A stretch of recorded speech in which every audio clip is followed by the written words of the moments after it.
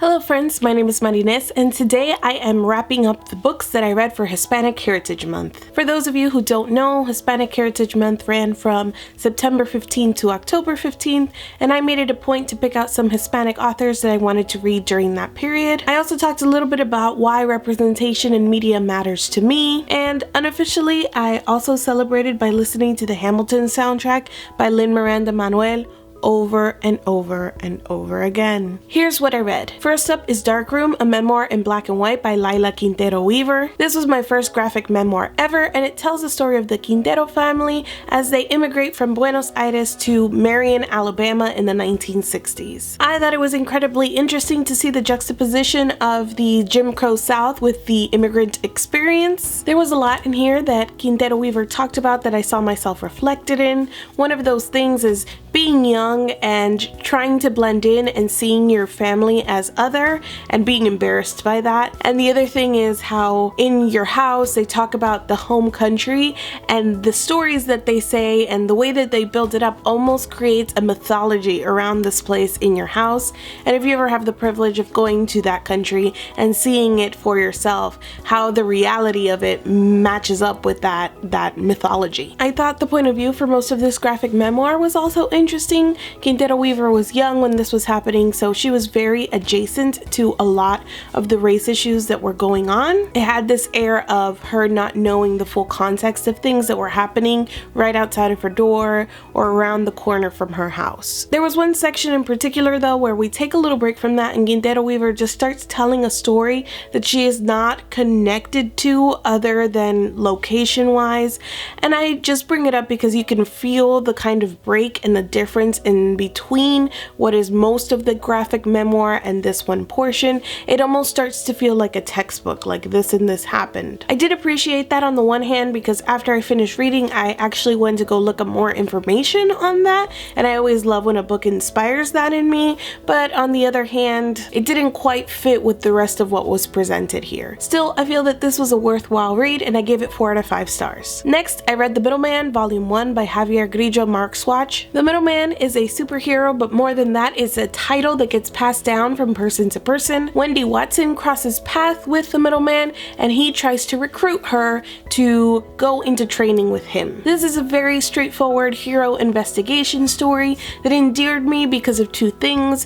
One was Wendy Watson, who is a sass queen, and 2 is that there's a lot of meta humor in here, so it knows that it's a very straightforward hero investigation story and it picks fun at that in places, which I enjoyed. I gave this 4 out of 5 stars and I have volume 2 and volume 3 on its way. Actually should get here today. Next, I read Aristotle and Dante Discover the Secrets of the Universe by Benjamin Alire Sanz. I'll start by saying that I struggled to rate this book because it is beautiful and well written and very important, but there was a little bit of a disconnect between me and the main characters. I really enjoyed it, but it was just difficult for me to connect to, is what I'm saying. I know there was some controversy recently about how we talk about this book specifically in a larger context and a larger conversation, but this is a book about friendship. It is also a book about identity. It is also a book about sexuality. It is also a book about love and family. It is also a book about self-discovery. If we want to talk specifically about what kind of diversity is in this book,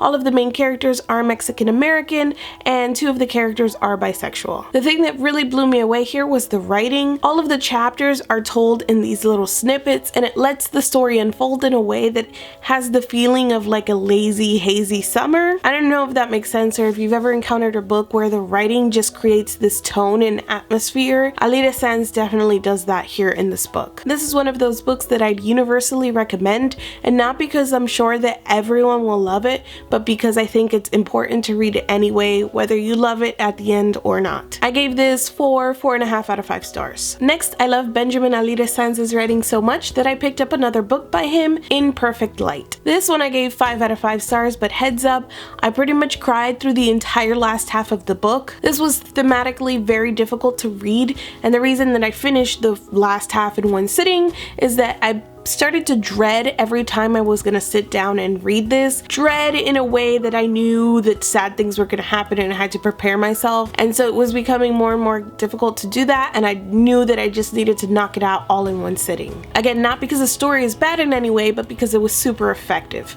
Am I selling it yet? There are multiple threads throughout the story, but it focuses on Andres Segovia. Here is a man struggling so much with his rage that he lashes out twice within the opening chapters. Throughout the story, we learn in bits and pieces what happened to Andres, why he's carrying around all of this anger, and just the story of his life so far. We hear the bits of the story as he's reliving them, or as he's telling them to his lawyer Dave, who's more connected to the story than we first realized, or to his therapist Grace, who is also living in the aftermath of a tragedy and who has recently received a diagnosis. Plus we meet Grace's son, Mr., who is trying to adopt a child. There's a lot going on here. Here as well, the author's style is very fluid and lyrical, and he makes it seem effortless. It's not flowery by any stretch, it's just some of that writing that feels like every word is exactly where it needs to be. I thought it worked really well with this story because there are so many elements of tragedy. If his writing had been any more sensational, it would have felt like tragedy porn, but what it ends up being is very stripped down and very human. I love the way that the prose was set up. I know that some people don't like stories out of order, but I really liked the way that we got the bits and pieces, and I also loved that we followed around the different characters, but sometimes there was just this section of omniscient text that would place all of the different characters in time. It would be something like Andres was leaving the bar, Dave was still at the office, Grace was meeting with her doctor, and Mr. was kissing his wife, and it was just this snapshot, and I love the way that it placed everyone into context. This book definitely covers some difficult topics like sexual assault, child abuse, child molestation, terminal illness, so I would proceed with caution if need be. If you'll recall, I had one other book on my TBR, and that was Drowned by Junot Diaz. I requested it from the library, but they didn't get it to me until last week, so even after the Hispanic Heritage Month was over, I have started it. I'm not sure that I will finish it by the end of October because that's like soon, but whenever I do finish it, I will definitely let you guys know how I felt about that. I'm really glad I did this. I thought it was a very successful project, especially because I discovered